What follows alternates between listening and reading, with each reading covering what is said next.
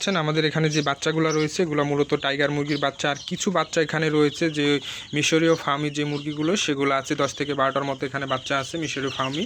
আর বাকি যেগুলো দেখতে পাচ্ছেন এগুলো কিন্তু সবগুলোই কিন্তু টাইগার মুরগির বাচ্চা। দেখতে পাচ্ছেন এখানে লাল কালার আছে, কালো টাইগারও এখানে আছে, বিভিন্ন কালারের টাইগার মুরগি এখানে মূলত আছে। জানেন যে আপনারা বেশিরভাগই বলে থাকবেন যে ভাই টাইগার মুরগি তো মূলত লাল হয়ে থাকে। আমি যেটা জানি যে লালও হয়, কালো হয়, 2-3 কালারের মূলত টাইগার মুরগি হয়ে থাকে। আর এখানে কিন্তু আমাদের এখানে যেই বাচ্চাগুলো দেখতে পাচ্ছেন এখানে টোটাল 57টি বাচ্চা রয়েছে এখানে আমাদের।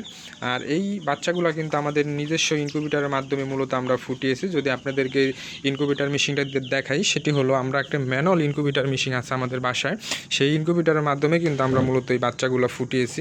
যদি আপনাদেরকে দেখাই, এটি একটি ম্যানুয়াল ইনকিউবেটর মেশিন। এটি সম্পূর্ণ ম্যানুয়ালভাবে আমরা মূলত ডিমগুলো উল্টিয়ে দিই। দেখতে পাচ্ছেন ডিমের আমরা অপর প্রান্তে একটি মার্ক করে রেখেছি লাল কালার, যে উল্টাইলে মূলত আমরা বুঝতে পারি যে ডিমটা মূলত উল্টানো হয়েছে। আর জানেন যে ম্যানুয়াল মেশিনে আর্দ্রতা নিয়ন্ত্রণ করতে হয় পানি দিয়ে।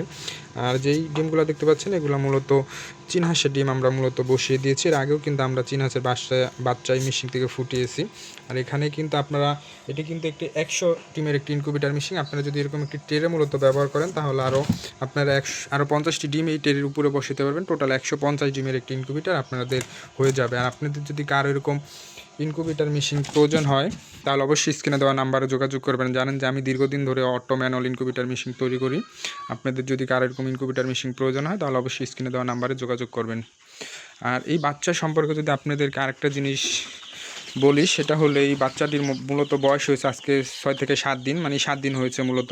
আমরা কিন্তু 5 দিনের দিন একটি ভ্যাকসিন করেছি রানীক্ষেত, সেই ভ্যাকসিনটি করে দিয়েছি। জানি যে আর 21 দিন পর কিন্তু আরেকটি ভ্যাকসিন করানো লাগে, সেটি কিন্তু আমরা মূলত 21 দিন হলে মূলত ওই ভ্যাকসিনটা করে দিব। আর আমাদের মুরগির বয়সগুলো আজকে মূলত 7 দিন হয়েছে। দেখতে পাচ্ছেন আমরা কিন্তু এখানে পানি দিয়েছি, 2টির ভিতরে কিন্তু মূলত খাবার দিয়েছে। রাতবেলা আমরা একটির উপরে জাস্ট ডেকে দিলে হয় কিছু দিয়ে, তাহলে মূলত ঠান্ডাটা কম লাগবে। এইভাবে আমরা মূলত বাচ্চাগুলা বোর্ডিং করতেছি এখন বর্তমান।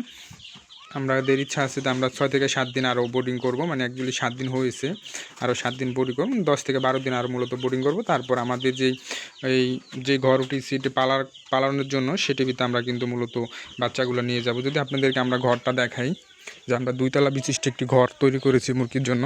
এটির ভিতরে কিন্তু আমরা মূলত বাচ্চাগুলো মূলত পালন করব, এই জন্য আমরা একটি খাঁচা তৈরি করেছি। দেখতে পাচ্ছেন এটি ভিত্তি মূলত আমরা একটু বড় হইলে তখন এটি ভিত্তি নিয়ে আসবো।